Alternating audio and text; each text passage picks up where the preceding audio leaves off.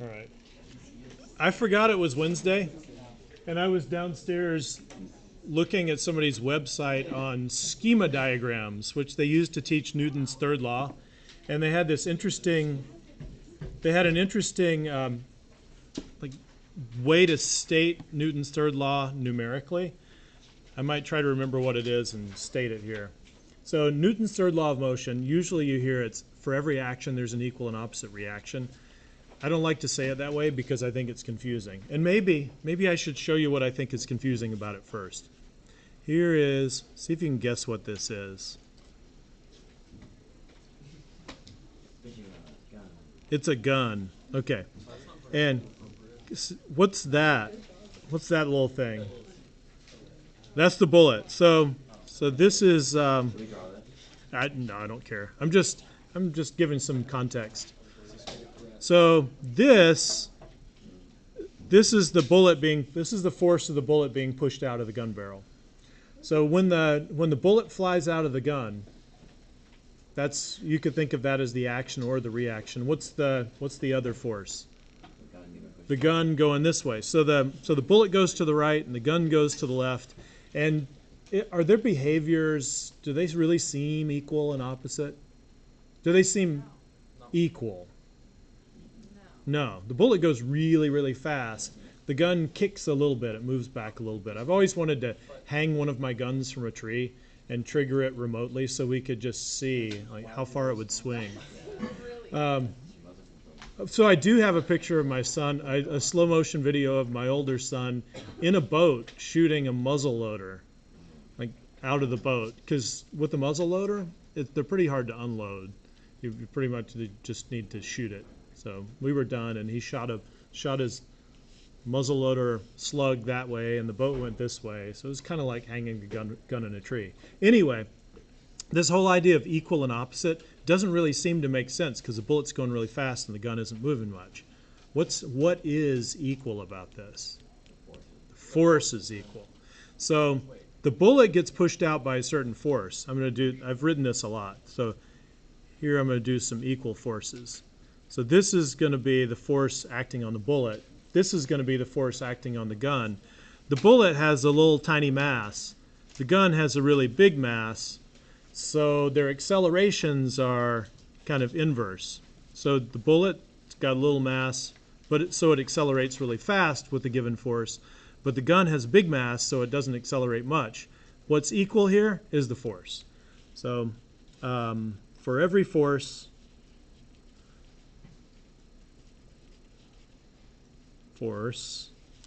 there is an equal and opposite force.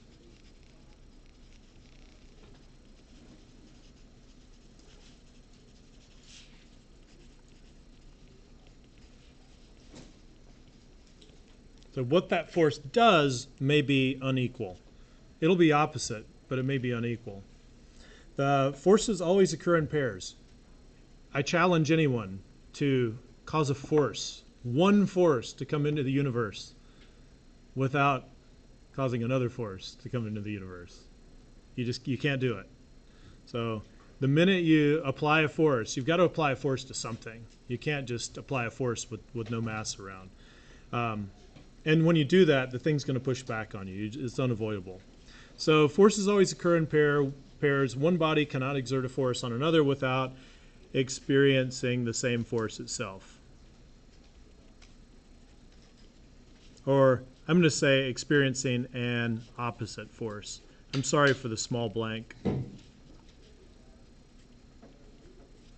This is sometimes referred to as action, reaction, which is another thing that's a little confusing. I think I've already mentioned this, but which happens first? Does the gun push the bullet first, or does the bullet push the gun first? It's got to be the same time. If every force has an equal and opposite force, then you can't have a little force of the gun pushing the bullet. Hey, what happened there? Okay. You can't have the force of the gun pushing the bullet existing in the universe for a couple moments.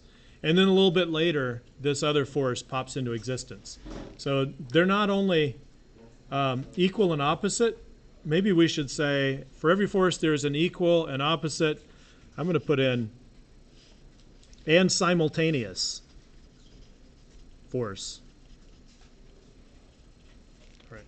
I've never added that to my definition before. I won't ever ask you to define things. So now we're going to go to the online textbook. Have I shown you this? I just added a more direct link for anybody who's ever interested in going to the online textbook. If you go to Google Classroom and go to classwork and go to general, there's now an online textbook link. This was created by Rice University. That's where I went to college, undergraduate. And this is it's college physics that we've been doing here. This is where Mr. Pennington gets a lot of his notes ideas. So this, consider the swimmer pushing off from the side of the pool in figure 4.9. I'll show you where that comes from. Third law. I think it's right in here. Okay, so there she is. She's pushing off of the wall. And it says she pushes off the wall with her feet and accelerates in the direction opposite to that of her push. The wall has exerted an equal and opposite force back on the swimmer. So there's the force of the feet on the wall. No, wall on the feet, feet on the wall. Why does the swimmer accelerate? If these two forces are the same, if they're both 100 newtons, why don't we add negative 100 plus positive 100, get 0 and no acceleration at all? How can you cause something to accelerate with canceling forces, like, or equal and opposite forces, I should say? Dominic? Less mass, so like less inertia. Or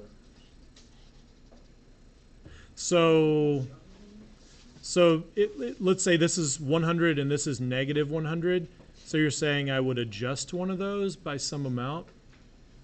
no, I'm just saying like the wall isn't moving. Okay, you're on the right track. It's a more fundamental answer than that. The wall is stronger than... The wall may be, but we're sort of like in the tug of war situation again. This is a push of war. It's the wall against her, and the wall's in this case a massive thing, and she's got less mass, so it's sort of related to that, but that's not why. So the question is, let me just state the question again. Why don't the forces cancel each other out? Why do we get a net force that's going to accelerate the person if we've got these equal and opposite forces? This is intentionally like trying to trick you here. Finian. They do cancel out. They do cancel out, so where does the force come that makes her move? It's like the wall is pushing her, But she's also pushing the wall. That's why they but cancel. she doesn't weigh that much. So the wall's equal push on her affects her more. Still not there. Her Like little if they push. cancel, that's the whole point. So let me see. I'm going to see if I can draw one of these new schema diagrams that I was just reading about, because these schema diagrams are supposed to be really helpful for explaining things. Let me just do this. So we'll be doing more of these later once I get my head wrapped around. So this is the swimmer, and here's the wall, and we could list some other things in this as well. Why don't I do the earth? No, I'm not going to put the earth in there. I'm just going to do the swimmer and the wall. So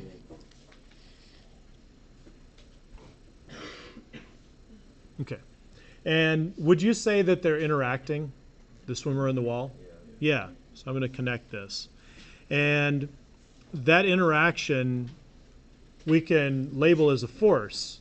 So what kind of force is it if you push against a wall or a wall pushes against you? There's a name for this, I've told you. Right now, the force of my mouse pushing against the desk, yeah. So it's a normal force. So I'm just going to write normal force. So this is the schema diagram showing all the interactions going on here. And now I'm going to, and I don't think this is what they do in their schema diagrams, but I'm going to do the third law pair. So this is the normal force, and this is the normal force. So this one I'm circling right now is the normal force of what acting on what? The swimmer on the wall. Swimmer acting on the wall. And this is the force of the wall acting on the swimmer. Now, if I take the entire system all together, the swimmer and the wall together, and I consider them like one thing that's linked together, and I add up all the forces acting, I get a positive force and a negative force, and they cancel out. So I get zero force. So the swimmer and the wall together, remember we were talking about tug of war in outer space? If the swimmer and the wall are kind of connected by a rope, their center of mass is never going to move. Like the wall part of them is going to go to the right, and the swimmer part's going to go to the left, but the whole system isn't actually going to go anywhere.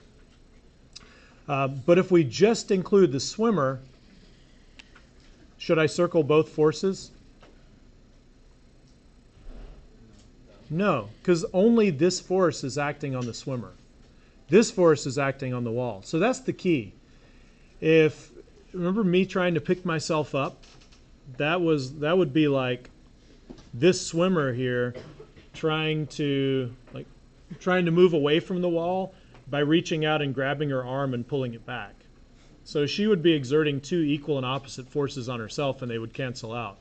But if you push on something outside of yourself, then something outside of yourself pushes on you. So the quick answer to this question, why don't the forces cancel? And why does the swimmer accelerate? It's because only the force of the wall pushing on her is acting on the swimmer. Only the wall's push is acting on the swimmer. Her push is acting on the wall. So two separate systems, except if you consider the overall system, they cancel. Right. So if we were looking at the swimmer and the wall out in space, this would move this way, this would move that way, but overall the system would stay centered right where it is. But if we just look at the system of the swimmer, then there's just this force acting on it. It pushes her that way. If we just look at the system of the wall, it gets pushed that way. So let me just write an answer. We'll come back to this. I'll get better at teaching you how to do these little diagrams and myself too. Why does the swimmer accelerate? She is only pushed by the wall, or the walls. I'm going to change. You can write that if you want. I don't like the glare. I'm going to fix the glare, and I'm going to restate that. I'm going to say she only experiences the force applied by the wall. That's how I'm going to say it.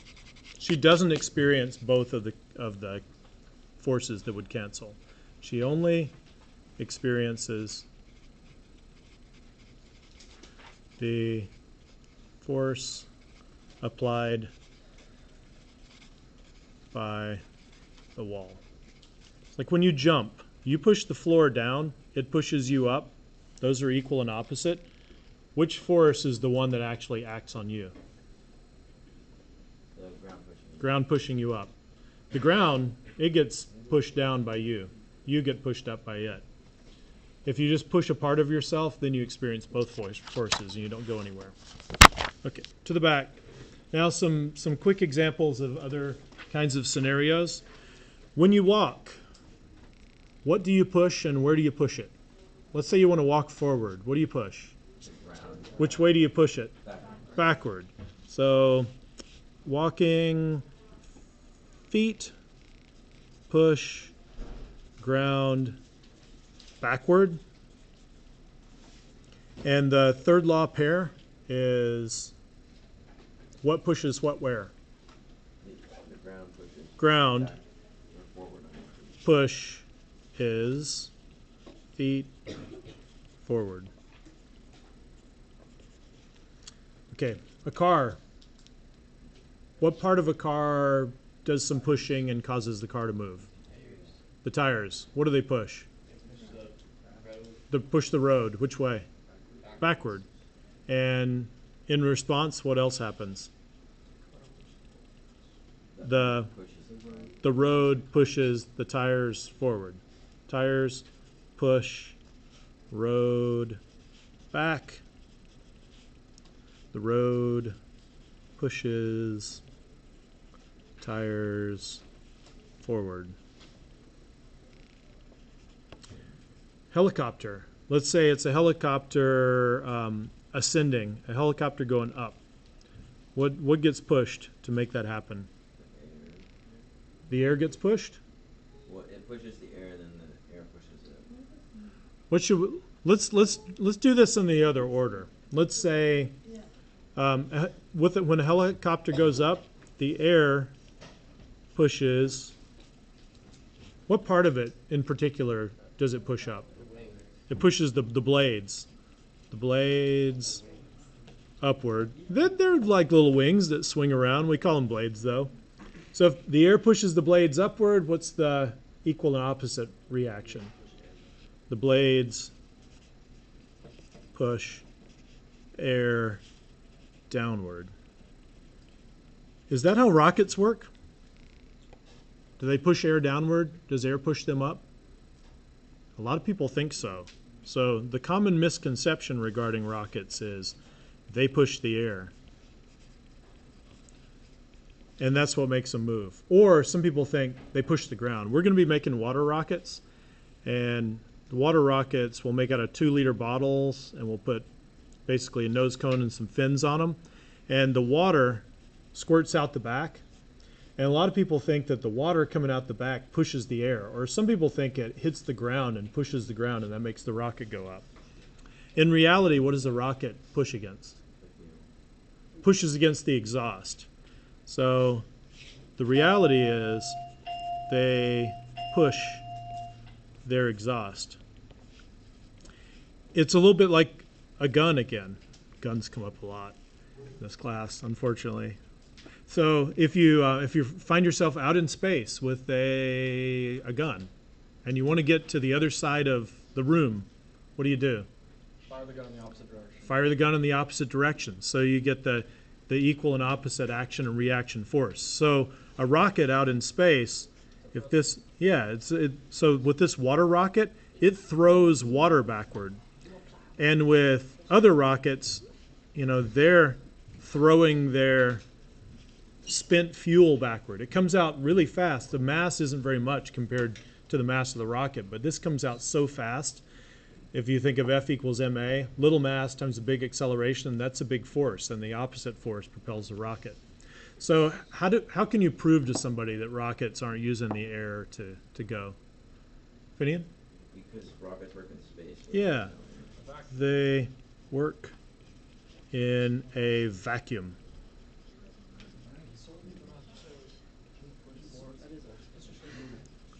Two U's, right? V-A-C-C-U-U-M? Yes. I'm momentarily forgetting how to spell it. So, so-called space. Yes, Elliot. Does that mean you could make a rocket without combustion and just through something? Yeah. Yeah, you can just go out to space, take lots of stuff, throw it backward. And if you run out of stuff, just start biting off fingers, spitting, whatever you can do. What's that? Wouldn't you just keep going?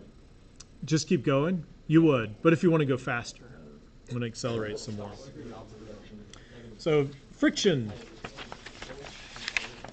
I'm never really satisfied with my definition of friction. Let's see what I call it. In the other class, yeah, I modified it a little bit. So it's, I'm going to say a force opposing the force opposing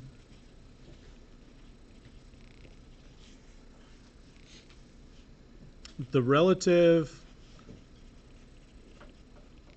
this is what I stuck in today, sliding motion of two surfaces in contact.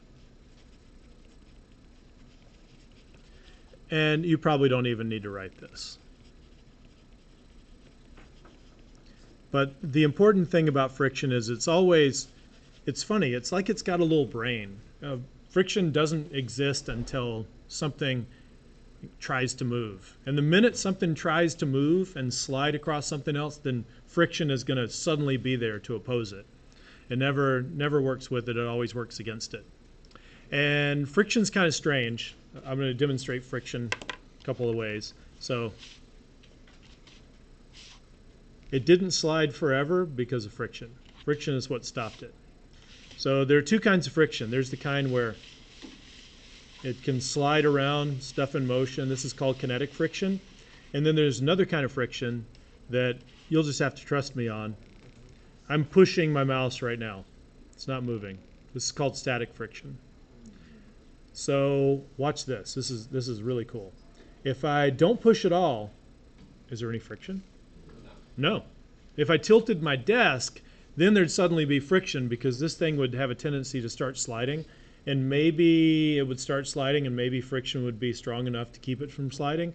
But there would be friction then. But there's no friction until this thing has some sort of attempt to move. I'm going to start pushing on it. Okay, I'm pushing. Is there friction? Yeah. If there weren't, what would happen? It'd be moving. This is what kind of friction? Static. Now I'm going to push harder. You can't tell I'm pushing harder, can you? But I am. So is there more friction? Yeah. I'm going to keep pushing harder and harder. What's going to happen eventually? Yeah. So there we go. All right. So I'm going to jump over number 2 and number 3 and then come back to them because they'll make more sense after I do this. So let's do number 5. This is the equation for the magnitude of static friction. No, let's do kinetic friction because static friction is the fun one. So the force of friction, and I'm going to put a little k there. I'm all over the page when it comes to how I denote forces of friction. I might just write big F, little f, k. I might just write friction and leave the k off, and you just have to know whether it's kinetic or not. So here's the weird part. Does anybody know what I'm trying to draw here? That's a mu. This is a Greek letter. It's a lowercase, I think. It's a mu. It looks like kind of a cross between an M and a U. And if I'm not careful, I don't make this leg long enough, and then it just looks like a weird M. Or even worse, it looks like a U. But it's supposed to be a mu. And it's the coefficient of friction. And mu k is not the United Kingdom. It is the coefficient of like kinetic friction. And you multiply this by this thing. What's this? Normal force. All right. So one of the parts I skipped said the harder two objects are pushed together, the greater friction becomes. So normal force, that's the force of pushing two objects together. So this has a certain amount of friction if I just set it on my desk. If I push my mouse down really hard and then I try to slide it, it's got way more friction because this normal force is stronger. This mu is just a quantity.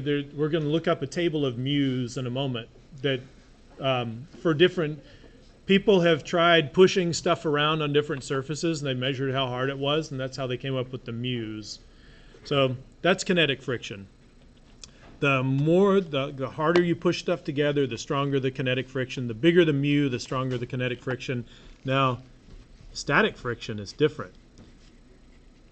Other than it being friction with a little s next to it, it's going to be mu s times normal force, except I screwed up. It should be less than or equal to.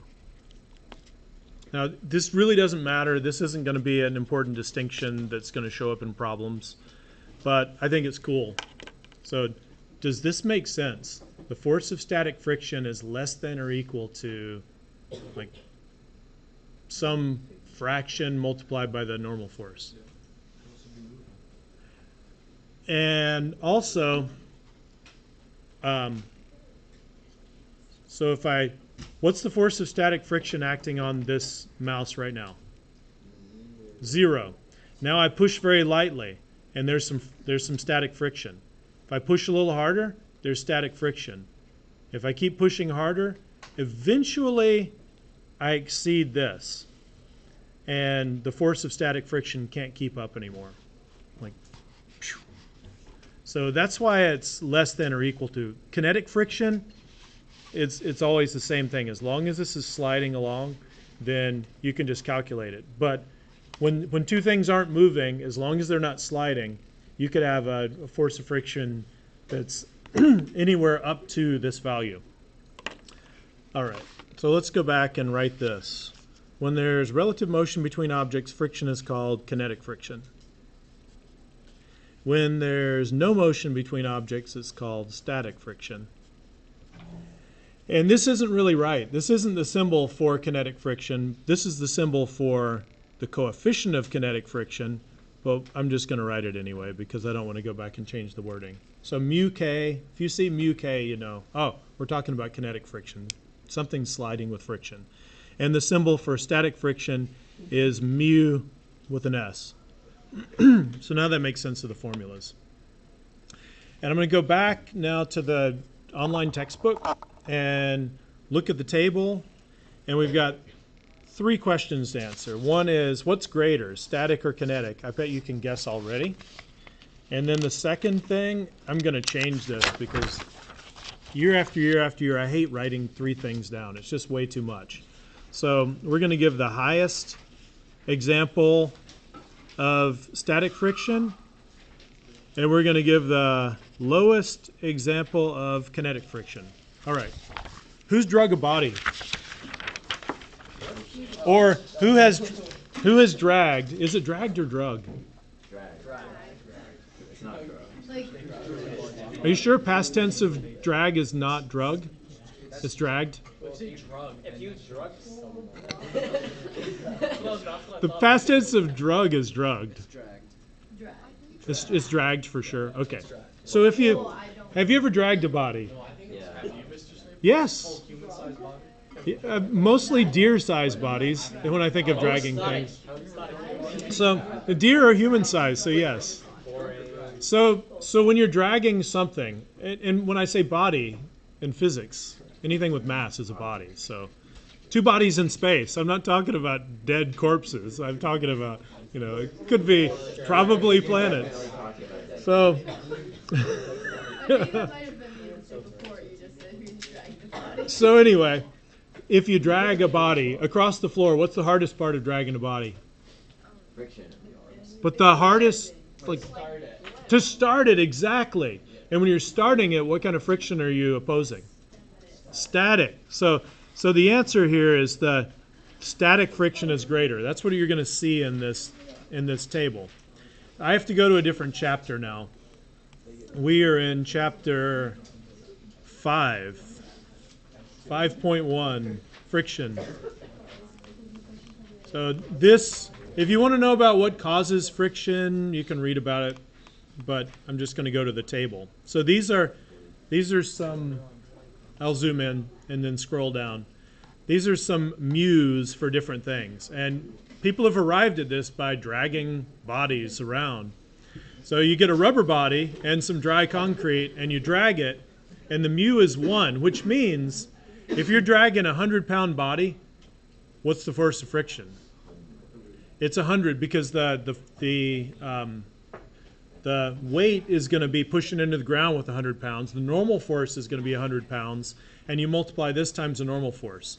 So if you want to get an idea for what these would mean, just think of dragging a 100-pound body. So you'd exert 100 pounds there. On wet concrete, you'd only have to exert how many pounds? 70. The lowest, waxed wood on wet snow. So to get a sled moving, if it's a 100-pound sled, you have to apply how many pounds of force? 14. But then, once it's sliding, how many pounds of force? 10. So looking at the highest, like the static frictions, the highest is 1 and the lowest is bone lubricated by synovial fluid. So just do this, bend your arms, and be thankful that the coefficient of static friction is pretty low. So I was telling the other class, one of these days I'm going to look in my mailbox and somebody's going to have sent me some synovial fluid. Because every year I say, I wish I had some synovial fluid just to slide bones around in. Okay. So the first question on the back, highest mu of static friction is rubber on dry concrete. And then the lowest is bone lubricated by synovial fluid, the kinetic friction. Wait, rubber on what? Rubber on dry concrete. Let me go to here. So, rubber on dry concrete. And since I'm only doing one, I have the energy to write mu s equals 1.0. And then for the lowest example, mu k equals 0.015, I think it was. That's, well, no, for kinetic friction. For static friction, like when you're starting your joint moving, it's 0.016. But once you get your like, radius and ulna moving toward your humerus, it's only 0.015. Bone in synovial fluid. So it's really bone on bone in synovial fluid. SYN ovial fluid. Synovia. I'm from Synovia. All right. I'm from the UK. From I wonder if it's a part of the MUK. We should somehow like fit Brexit into this little humor. So I realized, oh yeah, it's almost time. So we need to take this and move it down here because there's not space there. So I'm going to draw a skier. I'm just going to draw it quickly. This is going to be a bad skier, but I've got to have some poles, a couple of skis. Oops, that looks like the ground.